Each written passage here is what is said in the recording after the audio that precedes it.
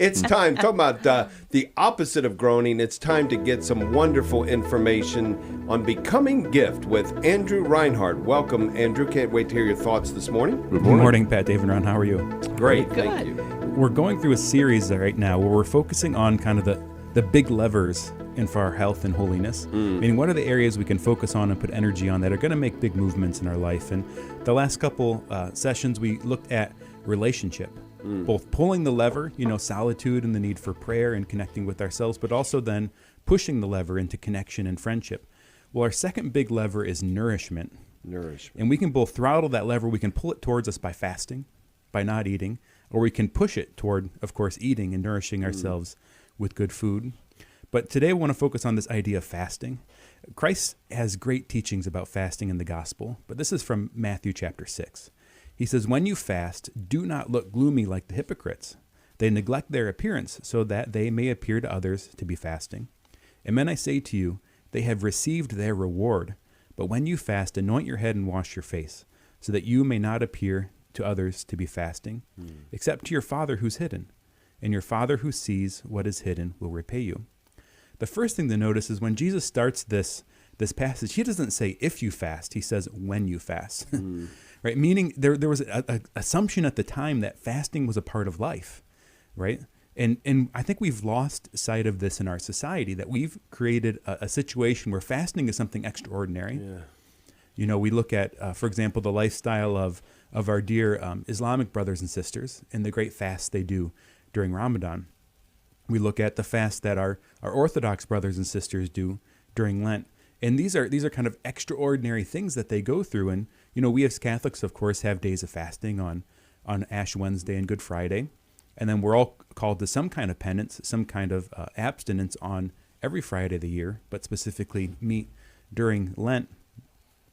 But fasting is just core to human existence. Think of our ancestors that would have had to forage for food or hunt for food. They would have gone periods of time without eating probably. Maybe a day, maybe two. But one of our superpowers of human is, we might call it fat flux. Right? Our fat is always fluxing, meaning our body's sort of taking energy in and then pulling energy out. And if you compare us to other animals, we have a great capacity to get fat, which to many people, this is, much to their chagrin and to their frustration. But from a perspective of survival, it's really adaptive, actually. So when we think about this ability to hold on to energy, which is what fat is, we really run kind of like a hybrid car, where we have this kind of small bank of energy with the carbohydrates in our body, with the energy in our bloodstream, and we're able to run for a little while on that sugar.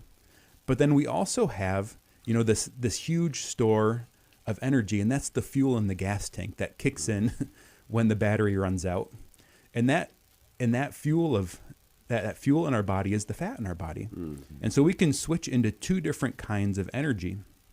This last year, there was a systematic review paper that was published both in the Lancet and in the British Medical Journal, where they took 99 randomized clinical trials that represented 6,500 participants, and it looked at different fasting strategies and the effects. And this review found that alternate day fasting, restricted eating, whole day fasting are as effective as traditional calorie-restricted diets for weight loss and reducing body mass, and then had a lot of other positive effects on cardiovascular health and other things. So these studies are showing us that this fasting is actually healthy to some extent. Now, of course, before you start fasting, you need to talk to your doctor. You need to be prudent. You need to know yourself, your history. There's, of course, risks with fasting, whether it could be psychological if you struggle with body dysmorphia or an eating disorder, or it could be physical if there's something going on with your blood sugar or some other condition. So you have to be prudent and, of course, take the necessary steps.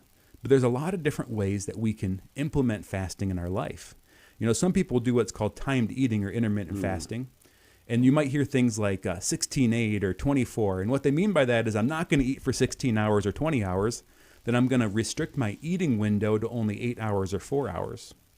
There's also things like alternate day fasting.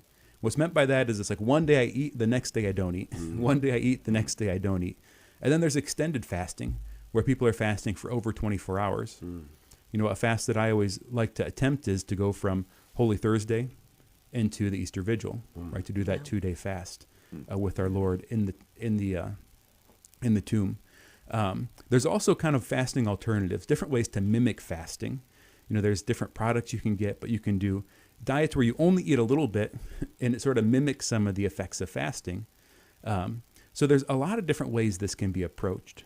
But the beauty of it is our body is so wonderful and resilient, and there's so many things that happen when somebody fasts.